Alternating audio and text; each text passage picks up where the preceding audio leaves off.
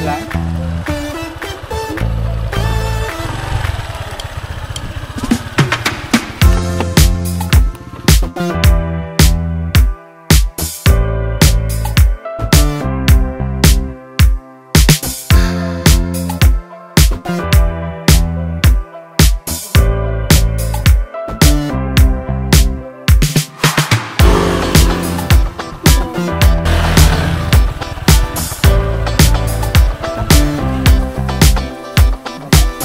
Ayan, tinan mo.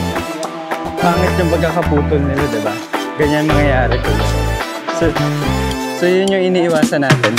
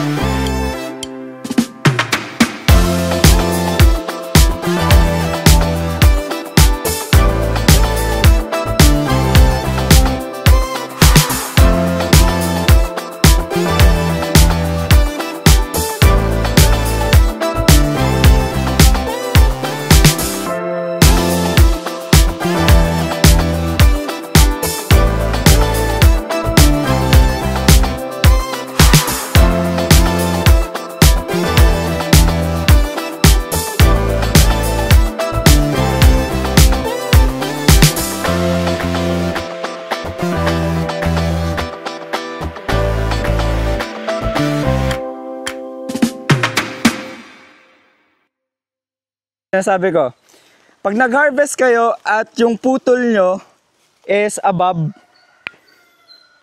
ang mangyayari mabubulok to. So pag nag-harvest tayo, for example, ito yung puno, first node o first buko. Tapos, allowance lang kayo ng kaunti. Ang goal doon is para hindi siya maipunan ng tubig. So bakit inaanay yung, kasi may sugar and starch. Yung sugar and starch, yun yung pagkain ng, tawag dito ng anay tsaka bukbok. Okay. So hindi naman inaanay pag buhay pa, 'di ba? Kasi pa siya eh. Pero pag natuyo na. So yung treatment process natin, doon natin ipe-prevent yung pagkain ng anay tsaka ng bukbok sa kanila. So ganun ang pag-harvest. Ang tamang pag-harvest, unang nodes 1 inch lang. Dito. 1 inch. Okay na 'yon. Basta hindi lang siya maipunan ng tubig para hindi to mabulok. Tapos ang pag-harvest, tingnan nyo to. Diba patay na? So nagkaroon siya na ito, hindi na mabubuhay yan. Patay man. Hindi, kasi ito, yung nagbibigay ng nutrients doon eh. Oo. May tinatawag tayo na grandmother, mother, grandchildren. So pag pinatay nyo, 3 years na, ang okay na i-harvest si grandmother muna. Kasi si mothers, yun yung nagbibigay ng nutrients kay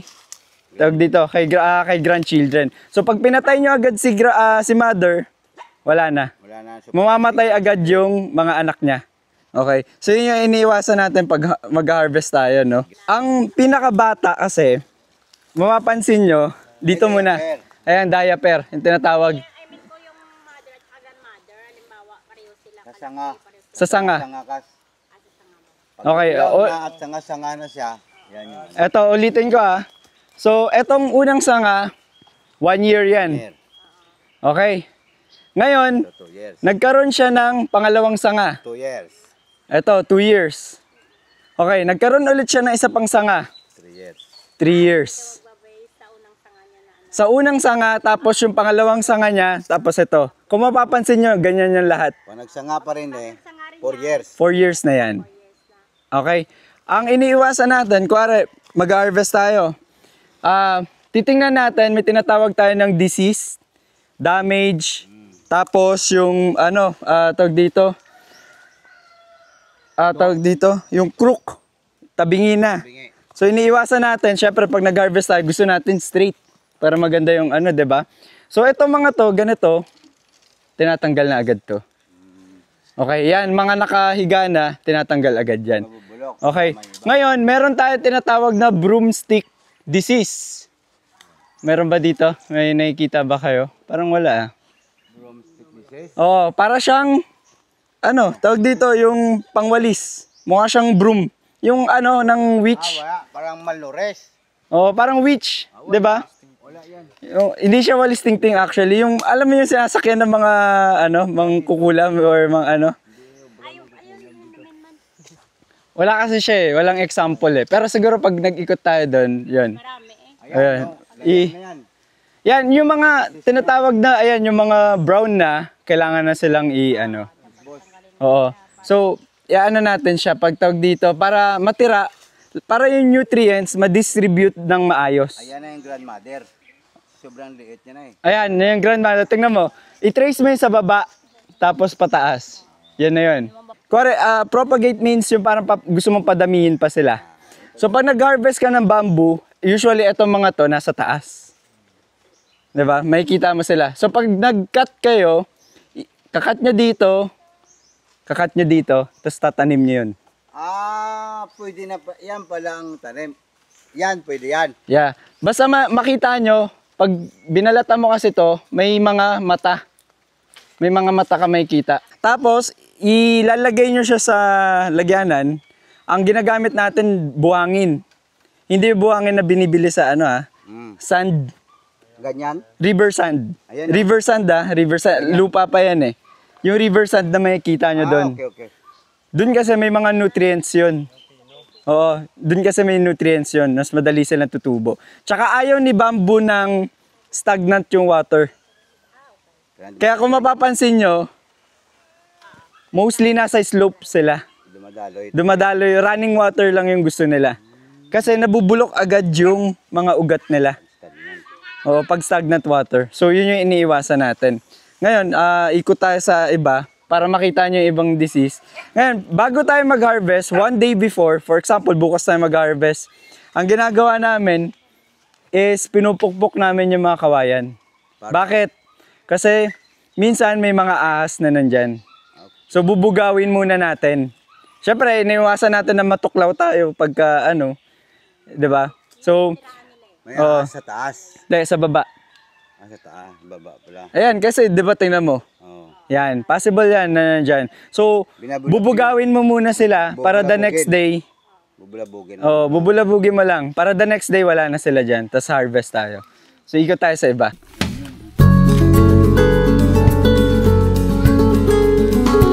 Ganun sa inyo eh.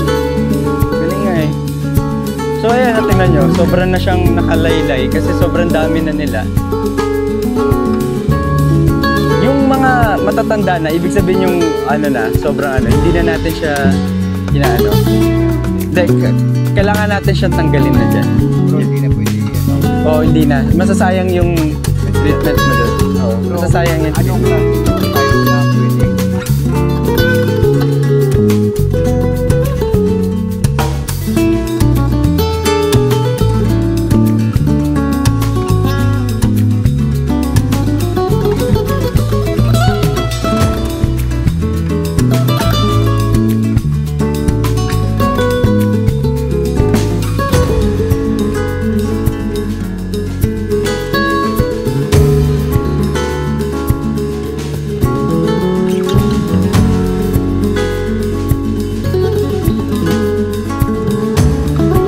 Ayan, tingnan mo. Pangit yung pagkakaputol nila, di ba? Ganyan yung mangyayari, kuya. So yun yung iniiwasan natin. Saka po nilakas. Dalawa. Apat. Marami na. Kaya na. Hanggang eto,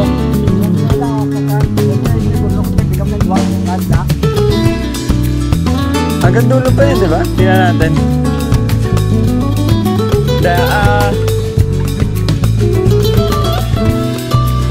Maganda yung bamboo, walang sakit kayo.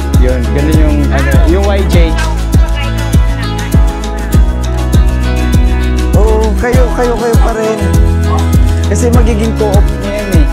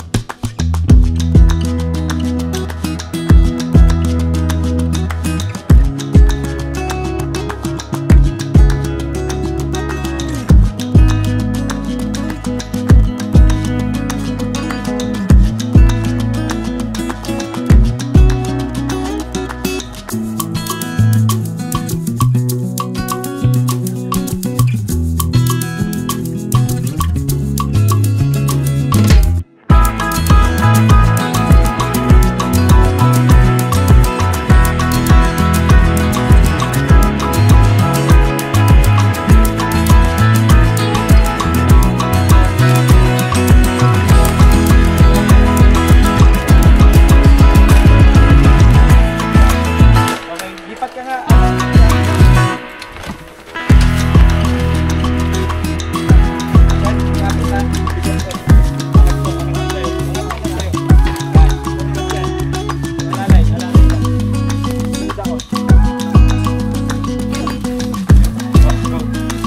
Ulo. Up. Slowly. Oh yeah. Good.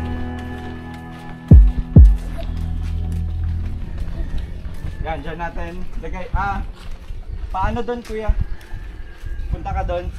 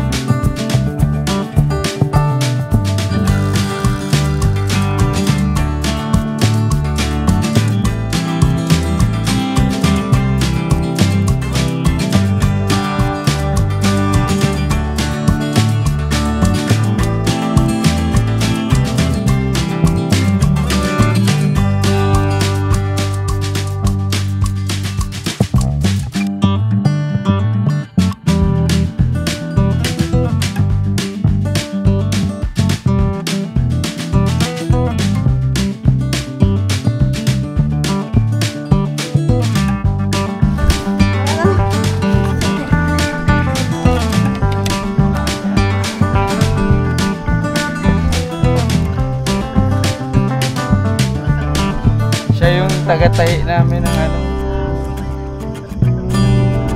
ng nipa.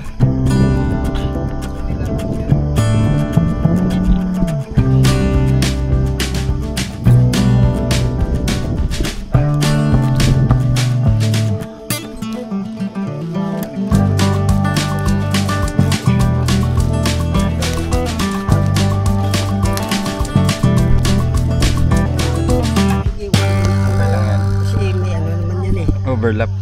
May overlap naman yan eh.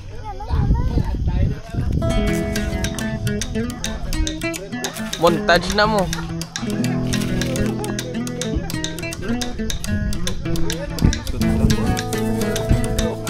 Para layo naman.